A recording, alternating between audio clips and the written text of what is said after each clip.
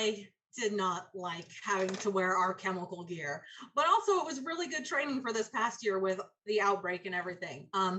So everyone's like, oh, I can't breathe. And I'm like, this is nothing. It's just a little piece of cotton. You're fine. Marshall in the middle.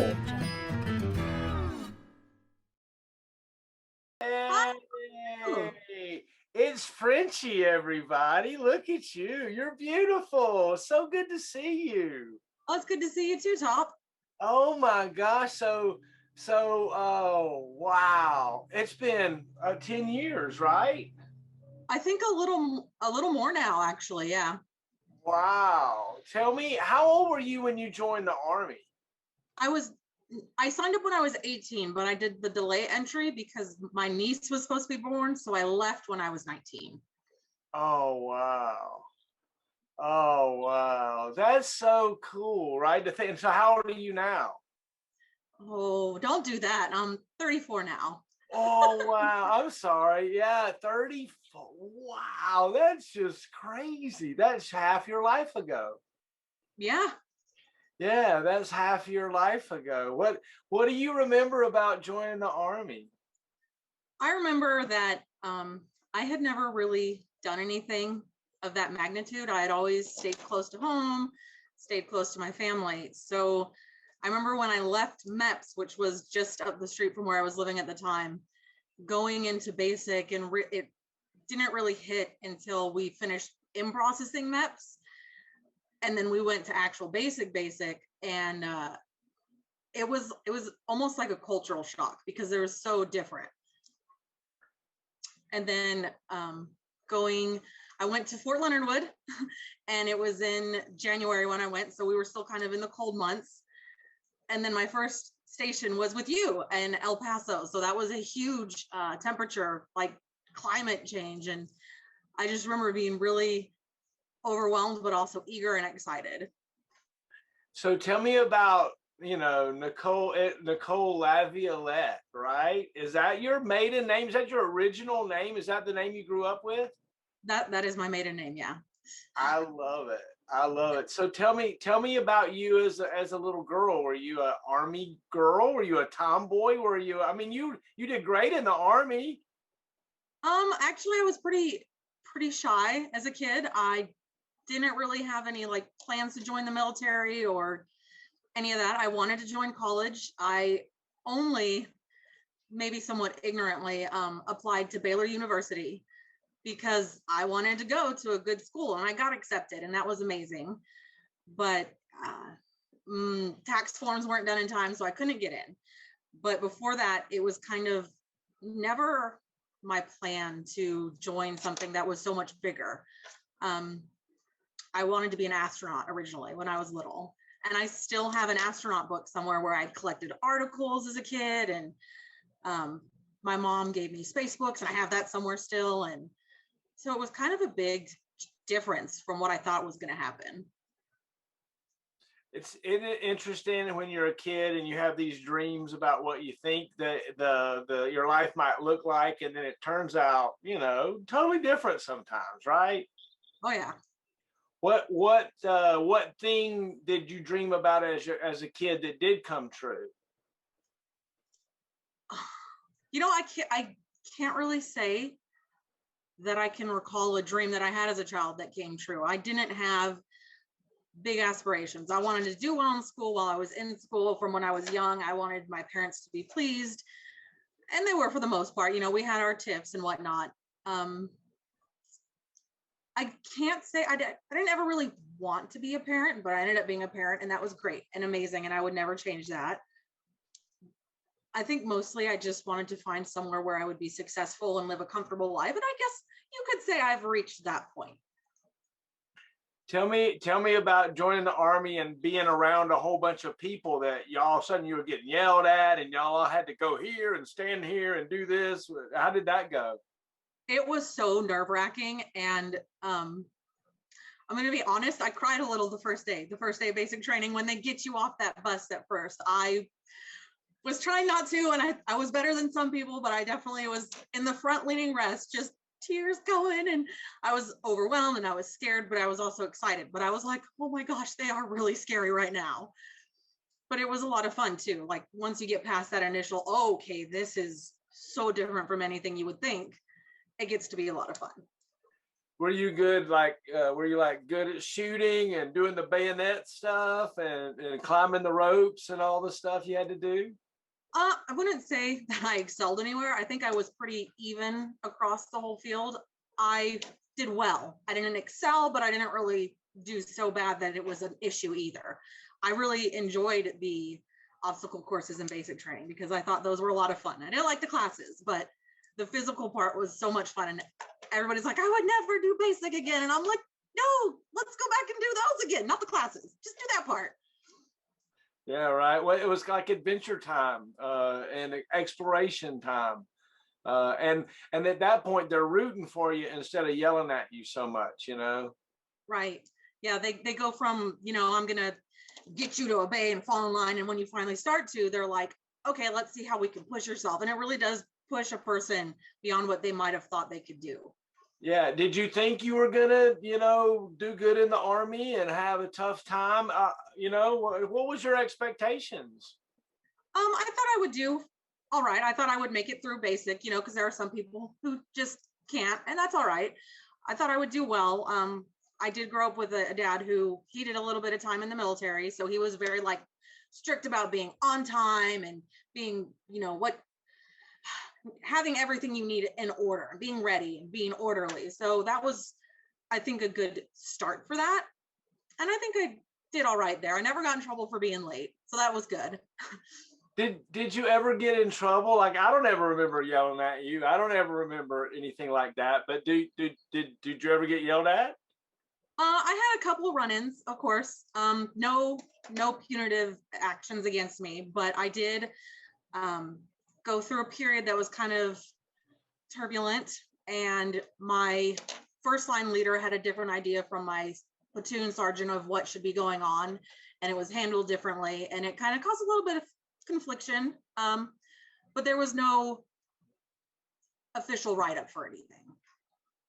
Tell me about getting, you alluded to it. Tell me about coming to Bliss and getting to your first unit and all that stuff. So I got a preview of Fort Bliss when I came from basic training and did my AIT training, because that's where our unit did almost all of its training at the time. And so I remember getting there and getting off the plane and being like, oh, I knew it was going to be hot because I've lived in Texas. Oh, this is so hot. It's miserable. How do people do this? And so I was in AIT. It was totally different from what I was expecting the unit to be like. And then the unit was totally different from expectations after AIT, because, AIT is just more training, more learning, more hands-on schooling. But then you get to the unit and they're like, okay, this is what you need to do. This is how we're going to do it. But also, welcome to your family. We're here whether you like it or not. And I thought that was really cool, because I know that soldiers cycle in and out all the time. So it's a constant period of adjustment for everybody. And I thought that was pretty fantastic. Were you welcomed well? Do you remember showing up and getting a room and those kinds of things? Yes, I felt very welcomed in my first unit. And my first roommate, we don't talk much anymore. We've kind of went our separate ways, but I still have very fond memories of her. And I think she was a great first roommate to be kind of introduced to the unit with. Oh, that's great. That's great. Do you remember a specific, like when you came, we were getting ready to train up and we went to Yuma, and then we went to all kinds of training, and ended up going to Korea together, right? Yes. What was your MOS? I was a 14 Tango. Oh, okay. Who was your squad leader and your team chief and stuff? Staff Sergeant King was my squad leader, and I went onto his RSOP team. So we were one of the first people out into the field, so to speak. And I think we went maybe 2 weeks after I got there, and I had no idea what to expect or how things were going to be. And I think he did a really excellent job of kind of getting me into the group, introducing me, being like, hey, this is what we need from you. This is what you're going to do. And there's no two ways about it. This is what you're here for. So I thought that was pretty cool. Wasn't that such a cool group? It was. I loved that group. They were a great team. I look back at some of the pictures. I used to make y'all pose, and I would take pictures of y'all, crazy pictures and stuff. And y'all were like, "First Sergeant, stop it!" And I'm like, "No, y'all will be proud of these one day. Y'all shut up." It was fun, right? Absolutely. And I see you post those pictures and I'm like, man, I wish I had more pictures from that time because I don't have any of my own. I see what you post and what other people from the unit post. And I'm like, that's a great memory right there. Yeah, I got to a point in my career where I realized, especially in Patriot Land, I was just a cheerleader. I had to do nothing. There was nothing I had to do but like hug bib and take pictures. That's it. Oh, so what do you remember about RSOP? Like if you were to tell your family about what you volunteered to do with RSOP, I mean, that's a big deal, right? Minesweepers and chemical Mine. tests. And tell me about that.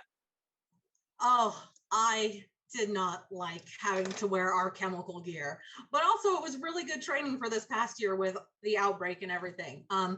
So everyone's like, oh, I can't breathe. And I'm like, this is nothing. It's just a little piece of cotton. You're fine. But yeah, it was a really big deal, because the safety of the whole unit rested on RSOP and us doing our job properly and making sure that we cleared the area. And actually, despite having to wear the chemical gear, I liked minesweeping because that's actually what I did. I was a minesweeper when I first came in, and I really, really had a lot of fun doing that, even though it was hot and it was miserable, but it was still just something so new and pretty important. So Yeah. Do you remember going to Yuma or going to any of those deployments? You remember any of that stuff?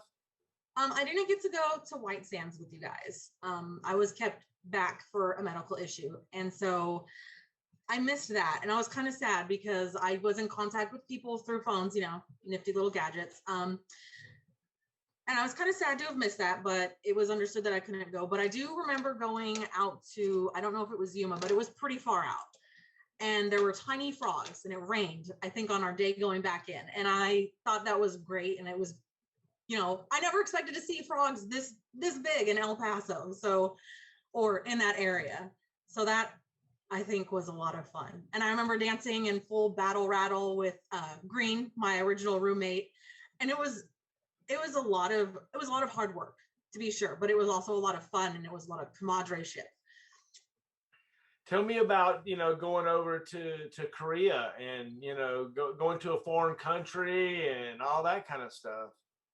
It was scary at first because I'd again never been that far. The furthest I had made it was Fort Leonard Wood from my family, and now I'm going to a whole different country, effectively on the other side of the time zone. And I loved it. I thought it was great. I thought it was an amazing experience. I wish I had been a little more intelligent about going into it because I didn't really immerse myself in the culture. I didn't do any learning, but I thought it was fantastic. And actually now I study Korean and I have several friends who are from Korea and they've transplanted here that we do language exchanges with. And I have so much fun doing that. Oh, that's great. That's great. So you were with Sergeant King the whole time that you guys were over there. We were in Gwangju and Osan, and tell me memories of that stuff. Do you remember going and deploying to our little wartime sites and stuff?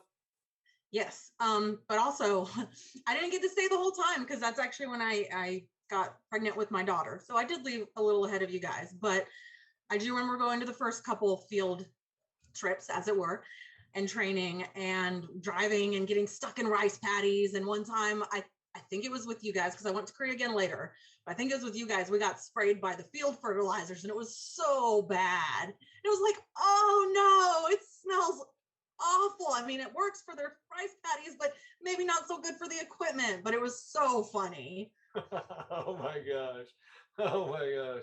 So do you remember being hot or cold or wet or snowed on or something that you could just like, oh, It was humid in Korea. Oh, it was so humid there. And it was the first time I saw real snow because I grew up in California where there's not much snow. I came to Texas where there's snow, but it's really just dirty slush. It's usually not very deep. But in Korea, it got deep.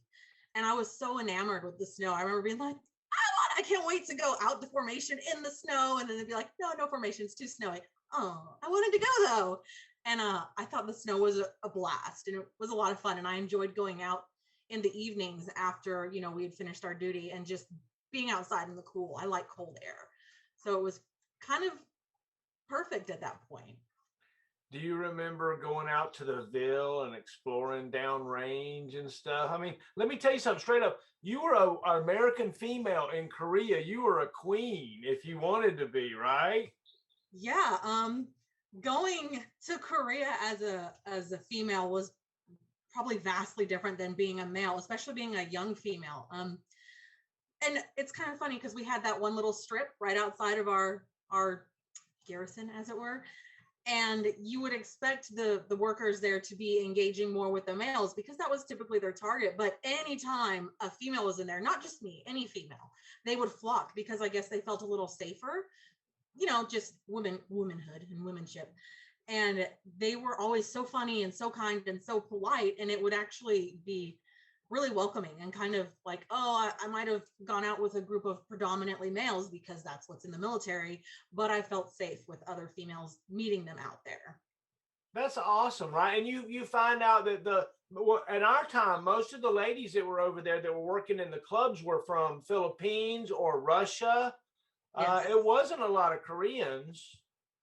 No, absolutely not. The Koreans that were women were usually the ajummas, the older ladies that were running the shops and selling goods to you. And they were always excited to see us come in because they knew they could haggle us and they'd get a good deal because we didn't know what we were doing. We were young and we were like, oh, okay, sure.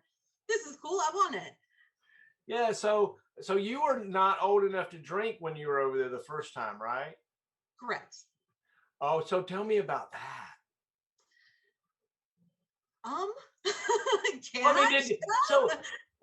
So let me just tell you my stance on that, okay? I never went looking for anybody underage drinking. Not once did I go looking for it. Look, if you were doing it and it wasn't in my face, I left you alone, okay? I didn't want no problems.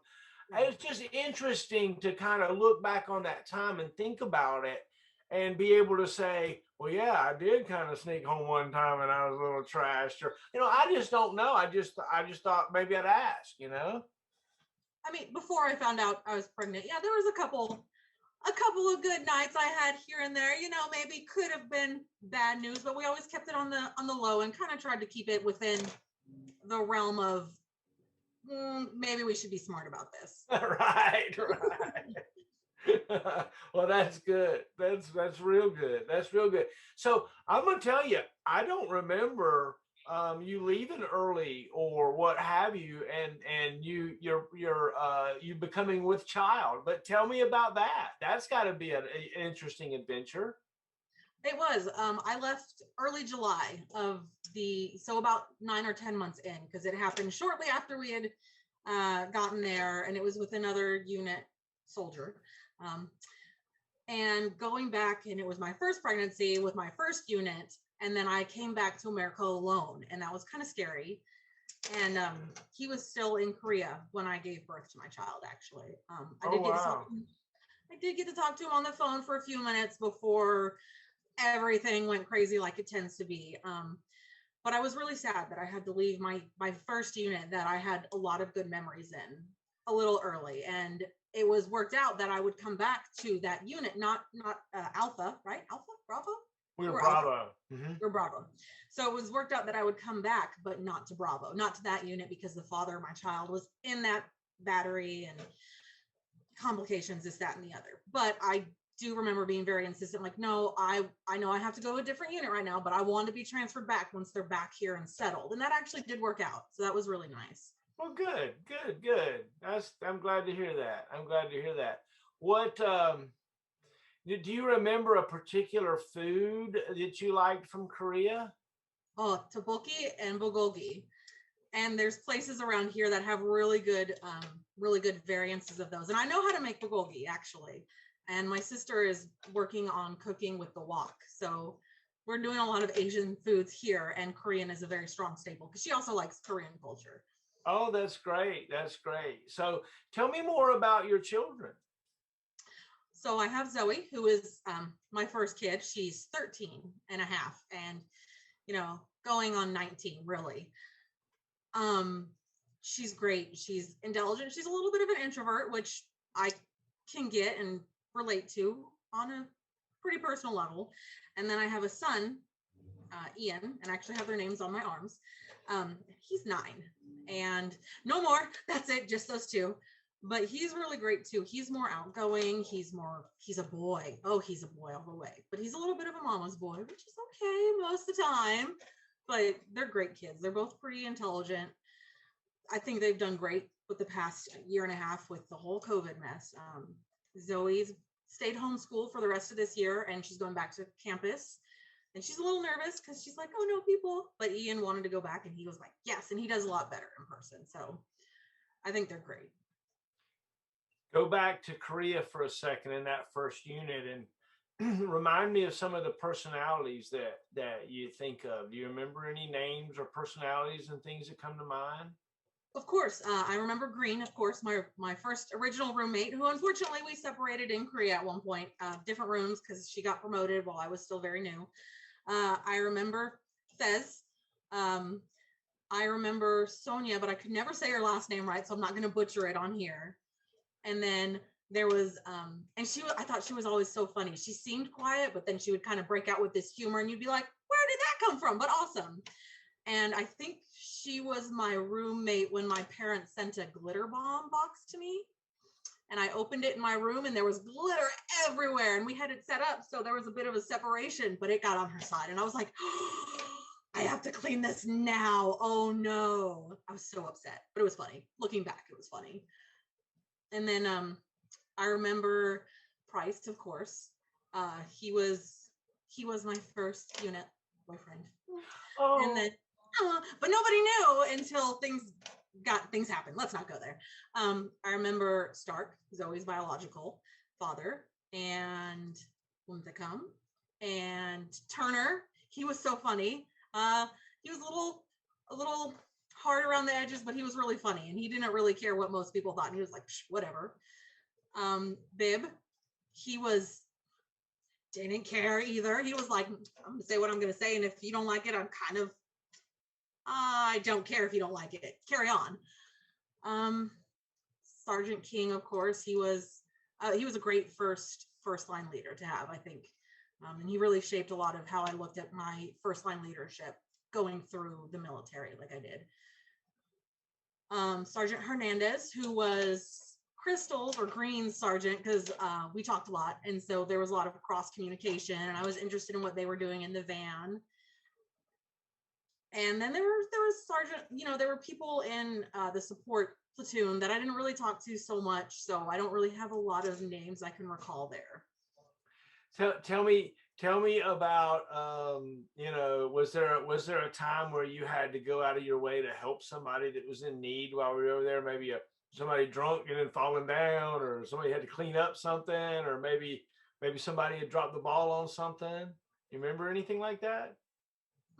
Actually, I don't think so, but I think also a lot of it had to do with, there was definitely no incidences where I had to clean up after somebody who had drank too much because, I wasn't there. But I think within the unit, when things happened within the unit that had to do with our work, it didn't feel like it was somebody had dropped the ball and I had to help them. It was, this is what we got to get done. Let's get it done no matter how. If we fall behind, that's okay. We can still get it taken care of. So it didn't really ever feel like a chore or like going out of your way to help somebody. It just felt like doing what you should naturally do in a close unit. Were you a good shot? I was okay. I wasn't great. I think I got expert 1 or 2 times throughout the 7 years I served, but for the most part, I was just the, regular. Tell me about becoming a sergeant. That was a whole trip. Because, when you stay in the military for a while, inevitably, you're going to get promoted. You're going to move up. You can't just sit stagnant. That's not how it works. If you sit stagnant, they say, sorry, you got to go. You're wasting our resources. So I went to the promotion board and I was so nervous and I thought I did terrible. I thought I did so bad. But Staff Sergeant Moses, I think, was in charge of me at that point. It was with a different battery, different unit altogether. And he was really he was on point. He was very much a perfectionist and he was very good and he was very knowledgeable. He knew what he was doing. He knew what he wanted and he did it. And so I was really nervous going in. and representing him, because that's what you're doing. You're representing whoever is your first line leader, showing, this is what they've taught me. This is how I am because of this person who's guided me here. And so I came out, I was nervous. I didn't think I did well. I apparently did very well, at least according to them, because then even though we were starting to gear up for our Field 8 training, is that what it's called? Table 8. Training. Table 8, there you go. So we're starting to gear up for that, and I got told I was going to be sent to the Soldier of the Quarter board, and I was like, but we're doing reverse training, reverse Table 8 training, where we're at night and we're sleeping during the day, and our schedules really aren't as good as you would hope, because it's just not. And so they sent me, and I was so tired. I remember being so tired, but I was only a promotable at that point. I wasn't yet promoted, because sometimes, the list can take a while in our MOS. And we went, and I was so tired, and I was so upset because I missed a question. But I just think that it's not as scary, and especially if a younger soldier sees this, it's not as scary as it is. You're going to go in, you're going to be a little shaky maybe. If you're a little shy, that's fine. It's okay. And they realize you're human. And I think that's a good thing. So I thought the promotion process was interesting. And I studied for a long time, note cards. I'm sitting at home. I was a single mom with my daughter, and she was barely in diapers, and it was great. Do you remember any of those facts? Like, what's the maximum effective range of an M16? You remember any of that stuff? Let me look at my flashcards and maybe. Oh yeah, that's funny. But you remember, so you try to memorize so much stuff. Right. And you just looking back on it years later, you're like, how did I have all that crammed in there on top of everything? And then if you look at your study notes, your old flashcards, you look at it, you're like, I know this. Oh my gosh, I know this so well. But then you don't unless you're looking at the material, and it's pretty fun. Yeah, it is neat. It is neat. All of the things that we did in the military prepared us in so many ways for so many things that we just don't have a clue about until all of a sudden you're faced with that situation. You're like, oh, I know what to do. I was trained in this, so that's great. Did you ever have to render first aid or do anything to help someone that was in need? No, I mean, I went to the training where you were taught how to do it and you did it on dummies, but I never had to render it to anybody. Yeah. I had a pretty calm and quiet career, in all honesty. It was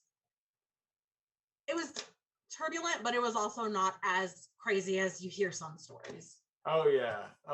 So tell me about going back to Korea a second time. You were probably a sergeant then, or becoming a sergeant close to it.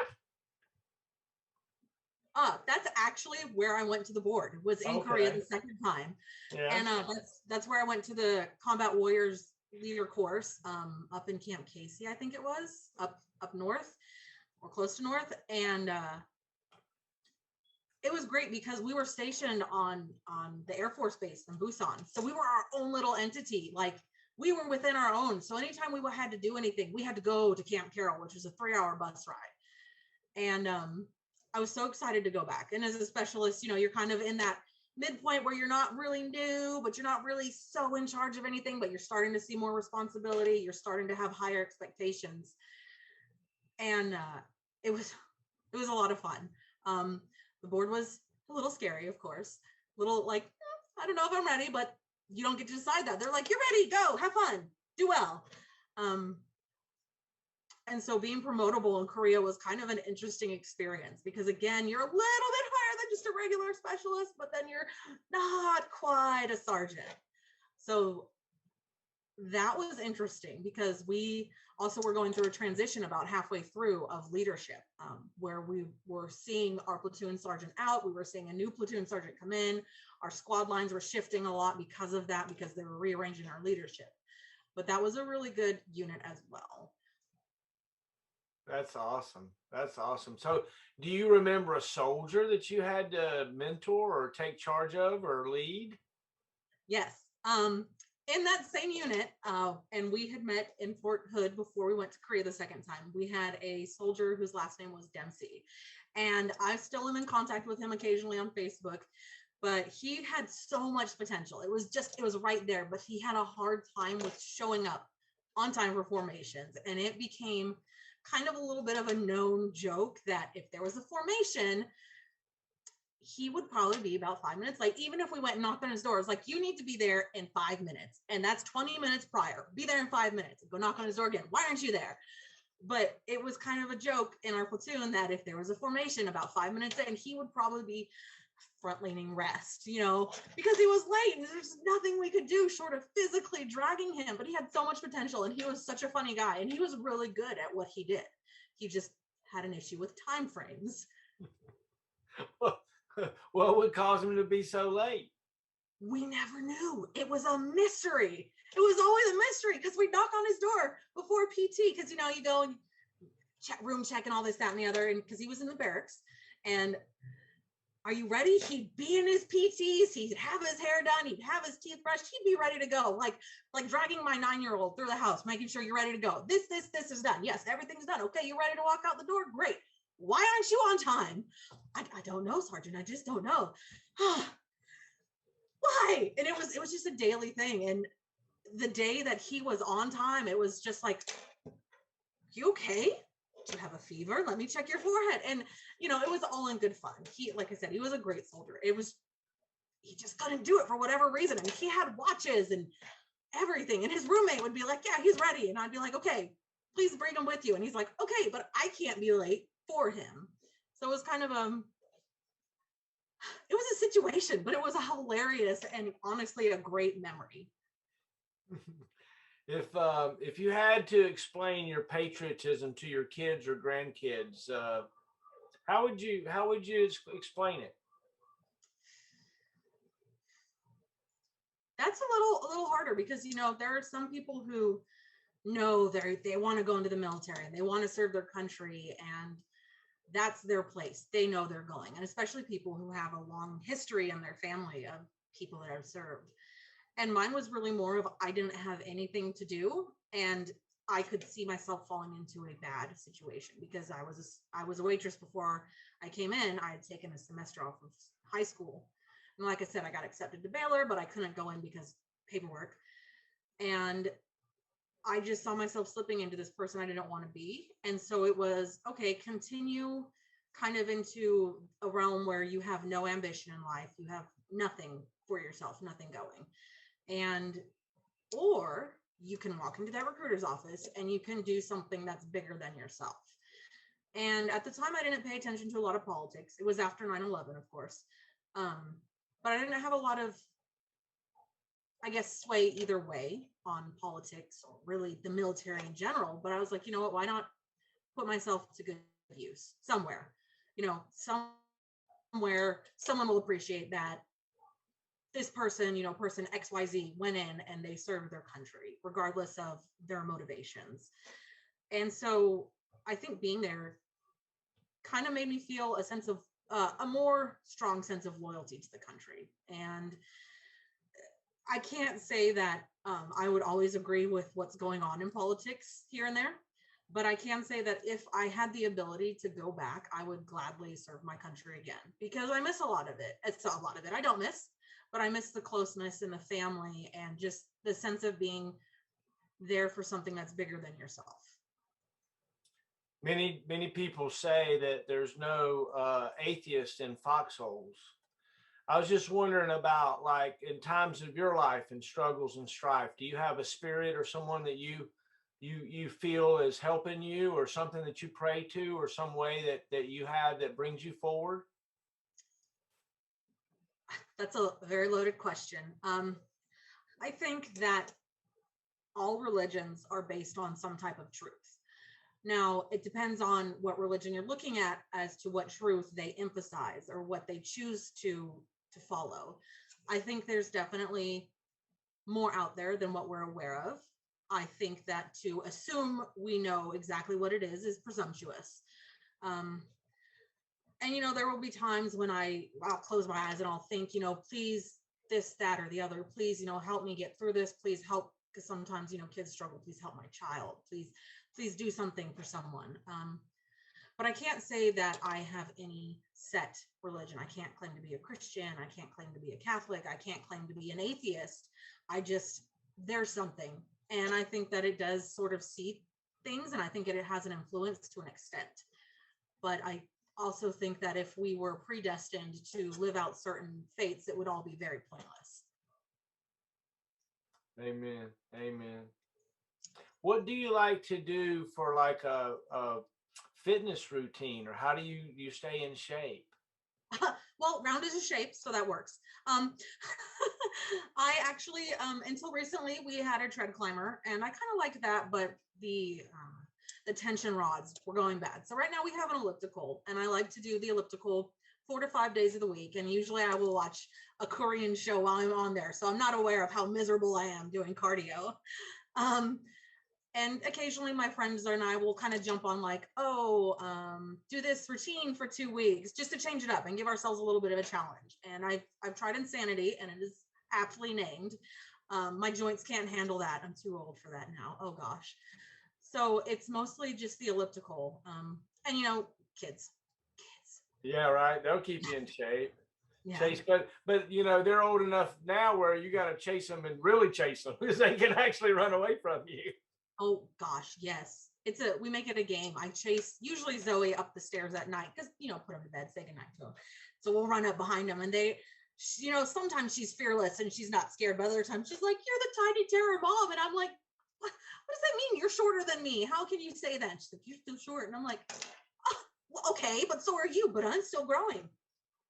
Don't confuse the issue with facts, child. Don't do it.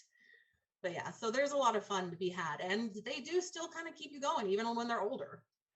Yeah, that's great, right? That's great. Do you have any special, dreams that you could see for your children in the future,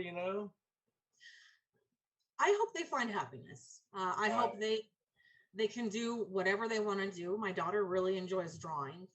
So she has drawings that she's done all over her room. She has drawing books.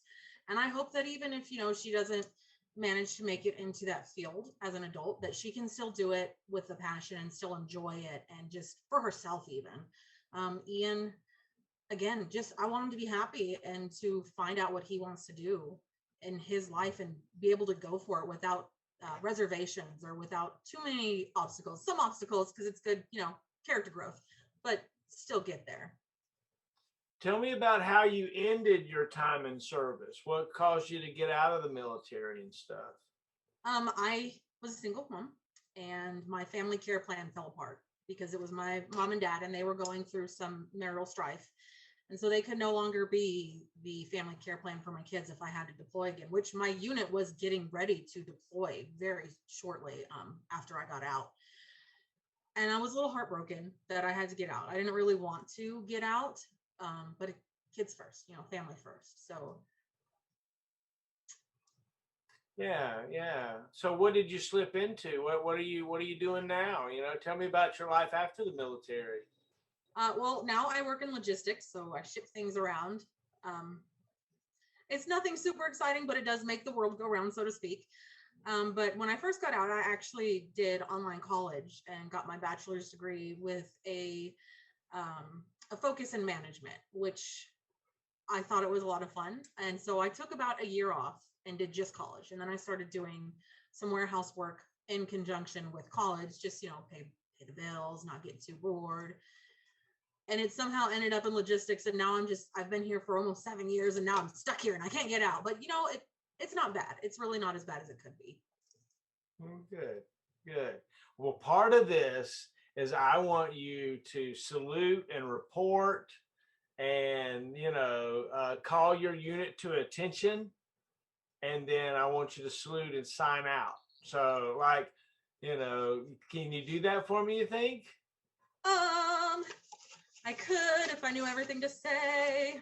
All right. So so here's what's going to happen. Okay. I'm going to say, soldier, attention. And you go to attention, you report, and then you say, Sergeant LaViolette reports. That's all you got to say. Okay. Then drop your salute. Then, while you're still at attention, you call your squad to attention. Say, squad, attention. Then you salute and sign out. Say Sergeant LaViolette signs out, or signing out, or whatever the heck you want to say. Sound good? Okay, but I'm going to do it sitting because I'm Okay, sounds good. All right, here we go. Ready? Soldier, attention. Sergeant LaViolette reporting for duty.